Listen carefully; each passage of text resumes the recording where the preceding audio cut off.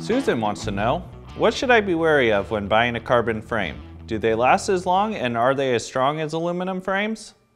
Thanks for the question, Susan. Both materials have their advantages and their drawbacks.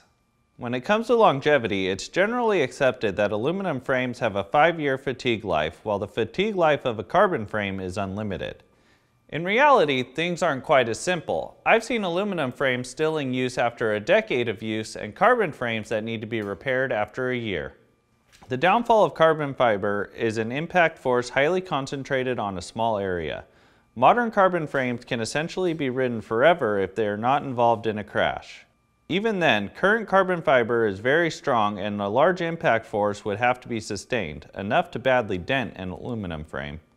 Luckily, damage to a carbon frame can usually be repaired, whereas re-welding or patching an aluminum frame is generally not safe. UV damage is non-existent with reputable brands' carbon frames. Mostly the difference between carbon and aluminum comes down to weight and ride quality. Carbon frames are usually a bit lighter than aluminum, up to a pound for mountain frames and up to a ½ pound on road frames. Ride quality is more noticeable on road frames than on mountain frames, with vibrations being dampened more so by carbon frames than aluminum frames. Torsional stiffness is often greater on carbon frames than aluminum frames these days, although carbon frames that are still as stiff or stiffer than aluminum frames have less of a weight advantage. If you choose to go carbon, here are some suggestions and things to look for. Besides the aforementioned impact force, areas where carbon frames are likely to fail are at bonded junctions and glued inserts. Junctions are where two tubes join, such as the seat tube and head tube, or the seat tube and the down tube. Although modified monocoque construction has made junction failure extremely rare on modern carbon frames.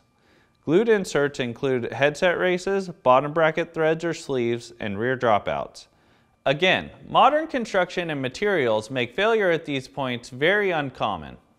As with any bike, regular cleaning helps keep your drivetrain and suspension pivots in good shape and gives you the time to inspect your frame for cracks and damage.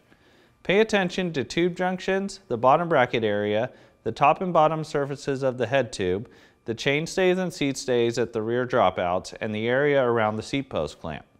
Rocks are often kicked up into the down tube, so inspect that area for cracks and chips in the frame's finish.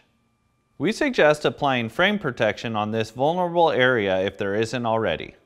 Be absolutely sure to use a torque wrench and adhere to specifications when installing components. Budget will also be a big factor when it comes time to determine which material you choose, but hopefully this helps when it comes time to select your next bike. If you want your question answered on Ask a Mechanic presented by Cyclery, send your inquiry to content@artcyclery.com.